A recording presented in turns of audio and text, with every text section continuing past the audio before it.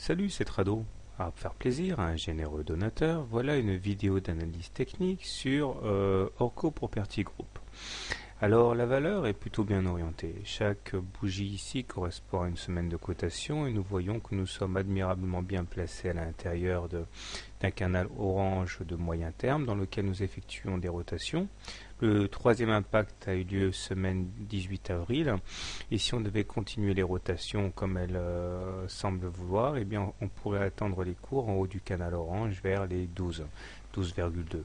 Bien sûr, entre-temps, cela implique que l'on s'affranchisse du précédent plus haut à 10,5, ce qui est envisageable au regard des indicateurs techniques, puisque nous sommes au-dessus d'une M7 croissante, on est aussi au-dessus d'une M20 croissante, et puisqu'on est au-dessus d'une M20 croissante, on est donc en tendance haussière. Les indicateurs techniques sont bien orientés effectivement puisque le MACD est au-dessus de son signal, au même titre que le stochastique, et même le momentum est positif. Donc tous les indicateurs sont au vert. La seule limite, ce serait qu'effectivement que l'indice parisien s'effondre, comme certains semblent le craindre, auquel cas il n'y a pas de miracle à attendre, hein. Tout risque de tomber, même ce qui est bon.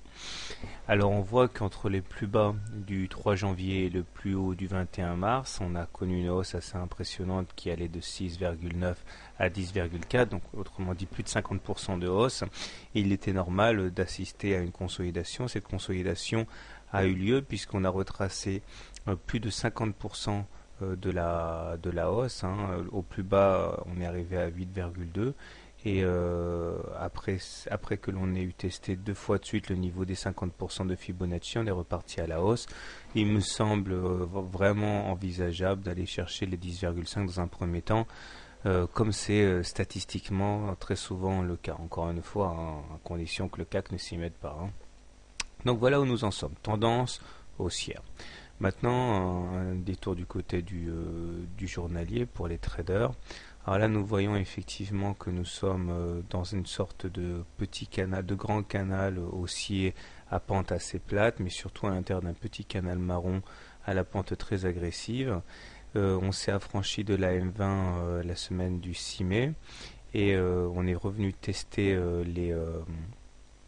la M7 séance du 13 mai. Et ce test a eu lieu et c'est soldé par un succès puisque nous avons rebondi sur la M7 et également réintégré le canal marron qui supporte les cours depuis maintenant près de 3 semaines.